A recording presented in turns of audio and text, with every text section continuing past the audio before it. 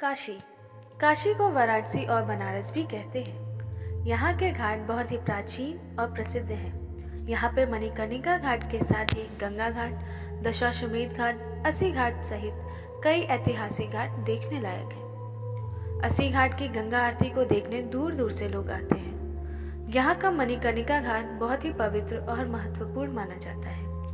आइए जानते हैं इसके 10 रहस्य। पहला, स्नान। यहाँ पर कार्तिक शुक्ल की चतुर्दशी अर्थात वैकुंठ चतुर्दशी और वैशाख माह में स्नान करने का खासा महत्व है। इस दिन घाट पर स्नान करने से हर तरह के पापों से मुक्ति मिलती है। दूसरा, श्मशान घाट। गंगा आरती के तट पर यह एक शमशान घाट है जिसे तीर्थ की उपाधि प्राप्त है। कहते हैं कि यहाँ चिता की आग कभी शांत नहीं होती। हर रोज यहाँ 300 से ज्यादा शवों को जलाया जाता है।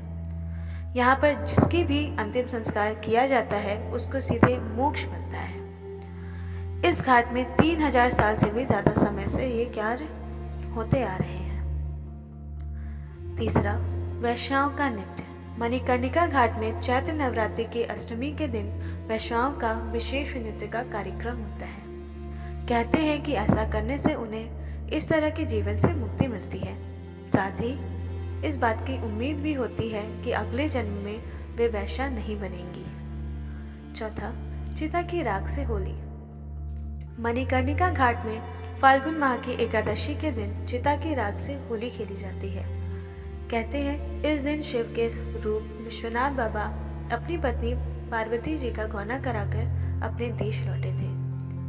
इनकी डोली जब भी यहाँ से गुजरती है तो घाट के पास से सभी अघोरी बाबा लोग नाच गाने रंगों से इनका स्वागत करते हैं। पांचवा, शक्तिपीठ है यहाँ पर। कहते हैं कि यहाँ पर माता सती के कान का कुंडल गिरा था, इसलिए इसका नाम मणिकर्णिका है। यहाँ पर माता का शक्तिपीठ भी स्थापित है। छठा, प्राचीन कुंड। यह भी कहा जाता है कि एक समय भगवान शिव 1000 वर्षों से योग्य निद्रा में थे। तब विष्णु जी ने अपने चक्र से एक कुंड को बनाया था, जहां भगवान शिव ने तपस्या से उठने के बाद स्नान किया था और उस स्नान पर उनके कान का कुंडल खो गया था, जो आज तक नहीं मिला। तभी से उस कुंड का नाम मणिकर्णिका घाट पड़ गया। काशी खंड के अनुसार गंगा अवतरण से पहले इसका अस्तित्व है। सातवां, श्री हरि विष्णु ने किया था पहला स्नान। कहते हैं कि मणिकर्णिका घाट पर भगवान विष्णु ने सबसे पहले स्नान किया, इसलिए वैकुंठ चौदस की रात के तीसरे प्रहर यहाँ पर स्नान करने से मुक्ति प्राप्त होती है। यहाँ पर विष्णु जी ने शिव जी की तपस्या करने के बाद एक कुंड बनाया था। आठवां, कुंड से निकली प्रतिमा। प्राचीन काल में मां मणिकर्णिका की अष्टधातु की प्रतिमा इसी कुंड से निकली थी।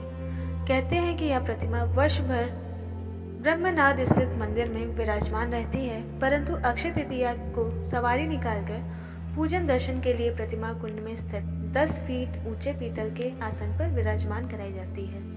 इस दौरान कुंड का जल सिद्ध हो जाता है। यहाँ स्नान करने से मुक्ति मिलती है।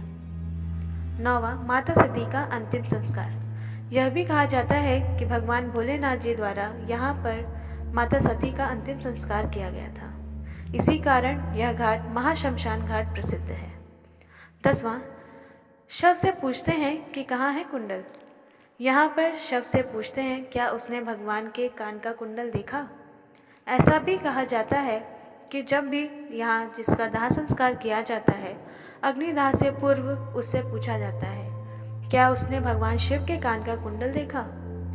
यहाँ भगवान शिव अपने अघोर स्वरूप में सदैव विराज होते हैं। धन्यवाद।